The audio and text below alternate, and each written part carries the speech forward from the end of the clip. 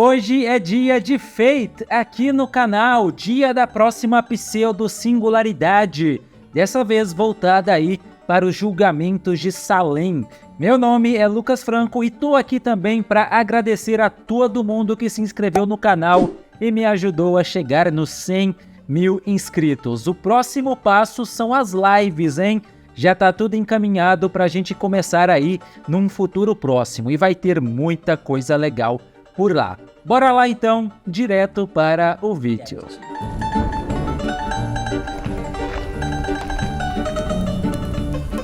Pseudo-singularidade 4, o Jardim do Advento Proibido, Salem. Então a gente vai ter aí uma singularidade, uma pseudo-singularidade cheia de bruxas e criaturas das trevas, magia, pelo menos é o que eu tô imaginando, né? Sendo essa aí inspirada no caso ali do julgamento das bruxas de Salem, um episódio bizarríssimo, aconteceu no século 17, né? Se a gente parar para pensar, nem faz tanto tempo assim, numa época em que, na Europa, o Velho Mundo, esse tipo de coisa já não acontecia tanto assim, mas aí a gente teve esse spin-off, não no Velho Mundo, mas aqui no Novo Mundo, ali nos Estados Unidos, uma coisa terrível. 200 pessoas, homens e mulheres, foram formalmente acusados de praticar bruxaria.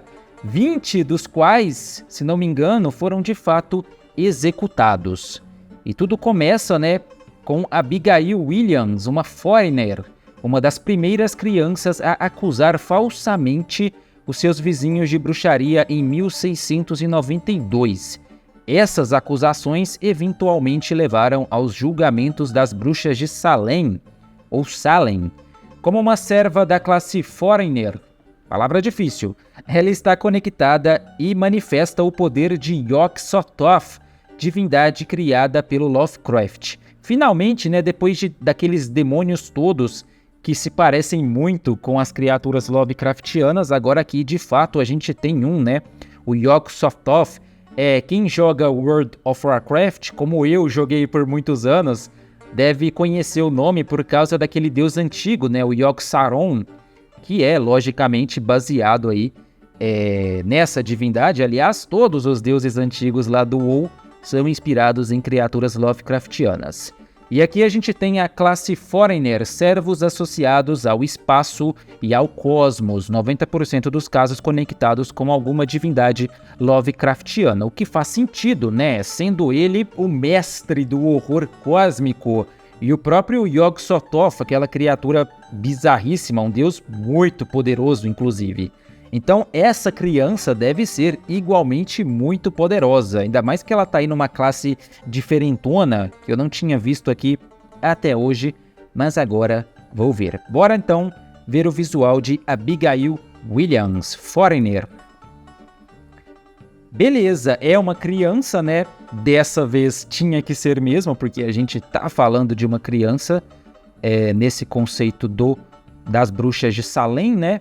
E ela, de fato, se parece com uma bruxa. Curioso, a menina que começou ali, né, que fez a fofoca, que dedurou ali os vizinhos supostamente bruxos, aqui aparece ela própria como uma bruxa. E ela tem, sim, muitos elementos de bruxa, né? De cara, esse chapéu que é muito característico. As chaves é um conceito muito bacana, porque chave me remete a Hecate, a deusa dos caminhos, ela que abre os portões do mundo inferior, ela que transita entre o mundo dos vivos e o mundo dos mortos, tem como símbolo, né, a chave, assim como a tocha e vários outros. E aqui, essa garota aparece aí muito bem representada nesse conceito da chave. São várias chaves, inclusive essas duas maiores, porque ela tem outras menores ali, podem fazer também uma referência à chave mestra, que é muito característico das bruxas norte-americanas. E aqui eu não vejo muitas referências cósmicas, talvez aqui nessa imagem por causa da criatura aqui atrás. Mas nessa imagem que imagino que seja o visual dela no jogo, o visual normal, eu não vejo muitas referências cósmicas. Deve ter, né, ali alguma habilidade, talvez o nobre fantasma ela invoca o bicho, mas é sim um visual interessante, faz sentido no contexto de uma bruxa que é também uma criança. Tem um exagero ali de Fate, né, que eu não preciso nem dizer qual é, que é desnecessário, mas tirando isso, tá legal o visual da Abigail. Continuando com Queen of Sheba, a rainha de Sabá, Caster, uma rainha bíblica que teria trazido presentes para o rei de Israel, Salomão. É boa ideia tomar cuidado aqui. A rainha de Sabá, né, acredita-se que Sabá, esse reino, seja ali na região da Etiópia, do Iêmen, por ali. E ela era, né, representada mesmo como uma mulher muito poderosa, sábia, acima de tudo rica e exótica. E ela traz ali realmente presentes magníficos. Bora ver se a gente encontra alguma imagem histórica. Deve ter, né? Lógico, representações dela. Então é isso, né? Uma rainha muito poderosa. Perceba que nessa imagem ela aparece aí com uma comitiva gigantesca, as mulheres que seguram ali a roupa dela, o rapaz aqui atrás já trazendo presentes. Provavelmente aqui tem uma liteira, né, com mais presentes. É isso, é uma mulher poderosa e imagino que deve ser assim que ela é retratada lá no Fate como Caster. Daí, de fato, né, ela parece mesmo muito exótica, tanto na roupa, ela tem alguma coisa de felino, porque ela tem ali umas orelhinhas, parece que o olho dela também tem aqui alguma coisa de olho de gato em toda parte, na roupa, nessa indumentária dela. Então ela tem essa roupa claramente muito opulenta, com esses detalhes dourados, remetendo aí ao ouro. Realmente ela tem orelhas, não sei se orelhas ou se é alguma coisa ali do cabelo dela. Não, não é o cabelo, né? Nesse caso eu acho que é orelha mesmo, porque no caso da Afrodite era o cabelo dela que fazia uma falsa orelha. Mas aqui é uma orelha, né? Tá até bem grande. E ela tá carregando nas mãos aí uma lâmpada, fazendo referência aos presentes. Talvez essa lâmpada tenha alguma coisa a ver com os poderes dela, porque aparece também em outras imagens. Sendo ela uma caster, uma invocadora, talvez ela faça as invocações aí na lâmpada mágica. Tem esse negócio atrás dela que me parece fazer parte da roupa, mas que não sei muito bem o que seria. Tá aí. Ela tem um visual que remete à etnia do local, né, de onde veio a rainha de Sabá, e tem também aí uma referência ao fato dela ser rainha, porque ela se veste com essas roupas que, embora sejam poucas, são sim um símbolo aí de riqueza, né, claramente douradas, fino. Parece ser uma coisa muito fina de alguém que vai sim te trazer presentes valiosos. Continuando com Circe, simplesmente a rainha bruxa, a mais famosa bruxa da mitologia grega, aluna de Hécate e a tia de Medeia. Ela que está numa família toda envolvida com bruxaria, né? Não só Medeia, como também a Pasífae, tem toda uma galera que tem histórias envolvendo bruxaria. Medeia, a gente já viu aqui. Circe eu também já vi, se não me engano, eu não lembro do visual dela, juro pra você. Mas a gente já viu naquele primeiro vídeo que eu fiz ali só de entidades da mitologia grega, que eu já não lembro de quase nada, sem brincadeira. E aqui a gente tem ela, lógico, né, como Caster, não tinha como ser diferente. Bora ver como é essa representação de Circe. Tá, agora que eu vi, eu lembrei, né, lógico, não tinha como. Mas realmente é uma interpretação muito curiosa de Circe, porque ela não se parece com uma bruxa, ela parece muito mais uma fada, alguma coisa feérica. A única coisa de bruxa que ela tem, no caso, seria essa imagem, que aí ela tem essas asas negras, não necessariamente de bruxa, mas assim, aí ela já não se parece tanto com uma fada luminosa, inclusive se parece também com um elfo. As orelhas dela são bem pontudas, ela tem esse cajado que é bem parecido também com o cajado de Medeia. Então assim, imagino que ela vai naquele conceito da figura que não parece ser tão sombria, não parece ser tão intimidadora, mas no fim das contas é sim, é só o visual que engana. Acho que é por aí, porque Circe era poderosíssima. A gente tem várias histórias de Circe cometendo alguma maldade, como fez ali com os homens do Odisseu, transformou todos eles em porcos. Aliás, a ilha dela estava cheia de animais que já foram homens um dia. Então a gente tem essa representação de Circe. Não tiro muita coisa de mitos gregos aqui.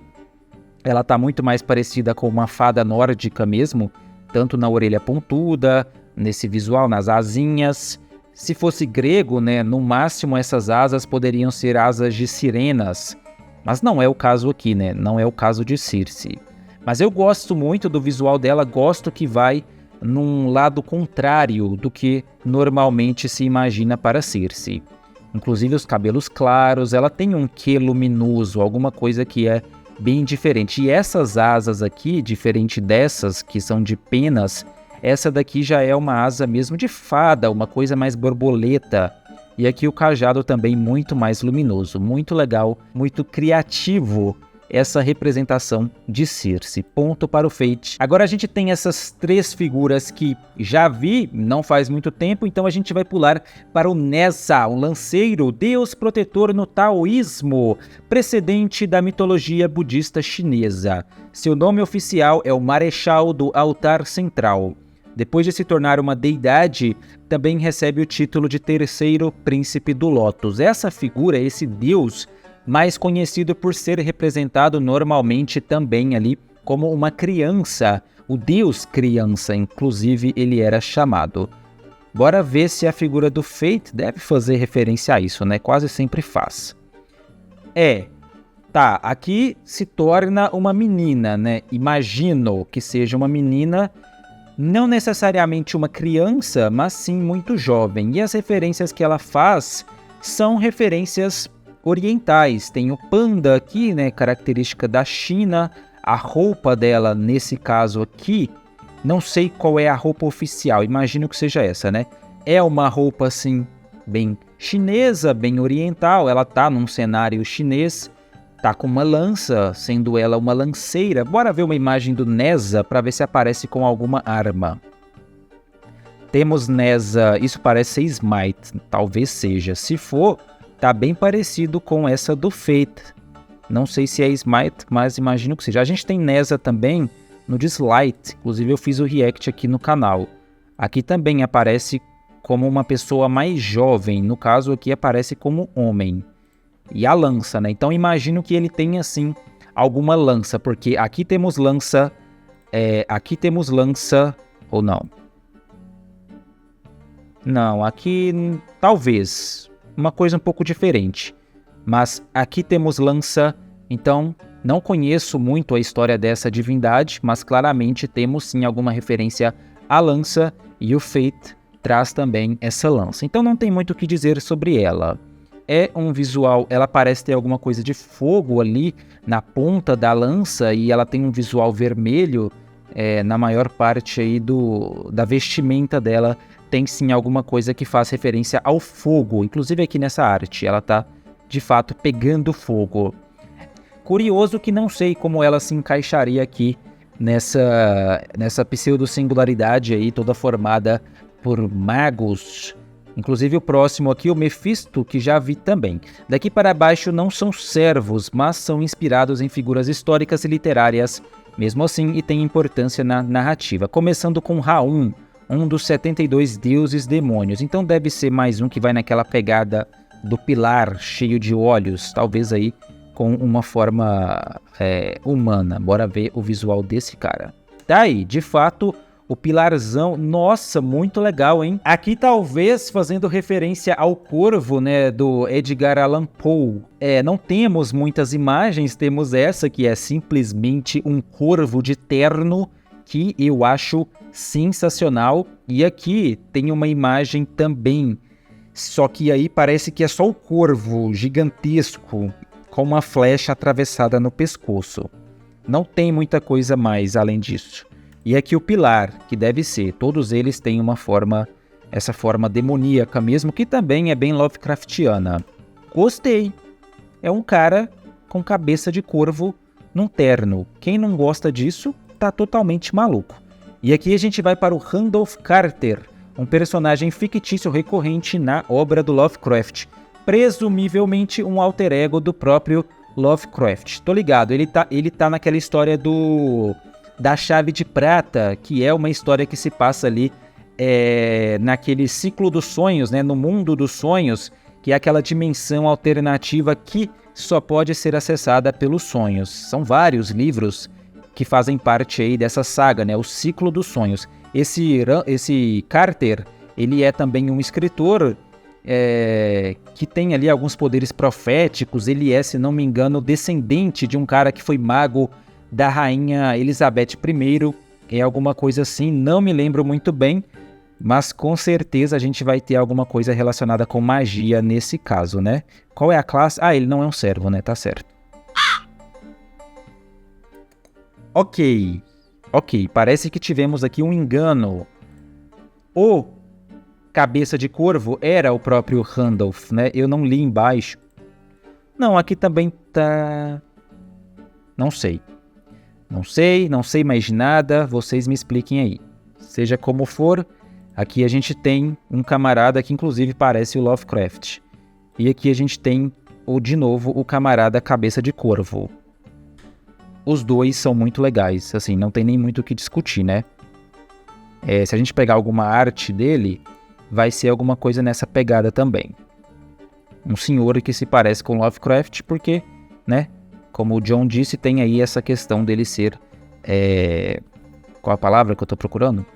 Alter ego do próprio Lovecraft. Então bora pular aqui para Lavinia Whiteley, personagem também do Lovecraft, né, na história descrita como uma mulher albina pouco atraente e um tanto deformada que dá à luz a um filho do Yog-Sothoth. Se não me engano, ela também tem família mágica, né? O pai dela, o Old Whiteley, né, também um mago. Então aí mais uma entidade que tem tudo a ver com magia, e ela tem mesmo, né, um visual albino. Não é exatamente uma figura muito comum. Imagino que o Fate deve fazer referência a isso. Tá aí. Essa seria uma representação dela, uma arte, né? Uma fanart de acordo com as histórias. E aqui do lado já temos a figura do Fate. Olha o olhar dessa menina. Claramente uma criança demoníaca protagonista de algum filme de terror. E tem um único chifre, muito legal. Essa representação de Lavínia, gostei demais. Imagino que ela deve ter algum relacionamento com a Abigail, já que a Abigail aqui no universo de Fate aparece aí como uma encarnação, alguma coisa assim, do Yog-Sothoth. Então faz sentido que Lavínia, que tem sim um histórico com ele no universo de Fate, tem ali um relacionamento, alguma coisa com a Abigail. Muito interessante, também aparece aqui como uma criança demônio, claramente tem um chifre, um visual sombrio, né? Esses olhos bem grandes, as olheiras, e ela tá carregando ali um ursinho todo desmontado, rasgado, com as espumas saindo. Muito legal o visual dela. Eu acho que é a minha favorita aqui dessa pseudo-singularidade, que não é grande. Muitos eu já tinha visto. Tem o Mephisto aqui, hein? Então, assim, é difícil ser melhor que o Mephisto, mas ela, sim, é muito legal. Gostei do visual dela. E a gente termina o vídeo com o Matthew Hopkins, o caçador de bruxas do século XVII. Esse cara, um monstro, né? Ele assassinou ali, ele matou mais de 100 pessoas condenadas supostamente por ser bruxas e bruxos. Ele é conhecido pelaquela marca do diabo. Supostamente todo bruxo, toda bruxa teria essa marca do diabo, que praticamente confirmava que a pessoa era uma bruxa. No caso desse cara, ele dizia que a marca do diabo, ela não sangrava, e o bruxo não sentia dor ali, supostamente. Então ele tinha um teste da agulha. Ele espetava a pessoa com uma agulha nessa suposta marca, que podia ser uma verruga, uma pinta, alguma coisa comum, né? Que as pessoas têm, de fato. Mas ele espetava essa agulha e não saía sangue, e o bruxo, o suposto bruxo, não sentia nada. Mas aí, né, tem quem diga que a tal agulha era uma agulha falsa, talvez retrátil, que ele só colocava lá, mas não entrava de fato na pessoa. E ele usava isso para provar ali as acusações dele. Então, assim, um canalha, né, um monstro mesmo, que condenou várias pessoas baseado nisso. Inclusive, recomendação de livro, tem um livro que se chama Mundo Sem Fim, do Ken Follett. Ele não é exatamente sobre a caça às bruxas, mas se passa nesse contexto já na Europa, tá? Mais antigo, na mesma época da Peste Negra. E tem uma personagem, uma mulher, que é muito inteligente, que é uma curandeira, que normalmente eram as mulheres acusadas de ser bruxas, mulheres muito inteligentes, normalmente que prestavam ali algum serviço relevante. Eram curandeiras, eram parteiras, coisa nesse sentido. E ela participa, ela é condenada por um desses julgamentos, e ela tem uma pinta, uma marca de nascença. E eles usam essa marca de nascença, essa pinta, como prova dela ser uma bruxa. Seria aí a tal marca do diabo. Bora ver então como é a representação dele em Fê. Deve ser o vilão da história. Se não for, eu tô completamente maluco. Tá aí. Como não é um servo, não tem um visual muito espalhafatoso. Ele tem um visual mais condizente com a realidade. Talvez esse cara tivesse mesmo exatamente essa aparência, como era representado mesmo nas figuras históricas, tá aqui. É bem parecido, não tem pela cara, claramente um cara também vilanesco, um cara que não era muito legal. E é isso, essa figura horrenda aí da história que a gente tem um caçador de bruxas baseado em simplesmente nada. E aqui na mão dele, olha que legal, uma bonequinha representando a Abigail e a outra bonequinha representando a Lavínia, tá aqui com o chifre, né? Então deve ser aí o cara que persegue essas duas figuras. Muito legal a figura aí do Matthew Hopkins, um desgraçado. E por enquanto eu fico por aqui. Agora de verdade eu não faço a menor ideia do que vem por aí, mas vou ficar aguardando uma resposta de vocês. Um abraço e até a próxima.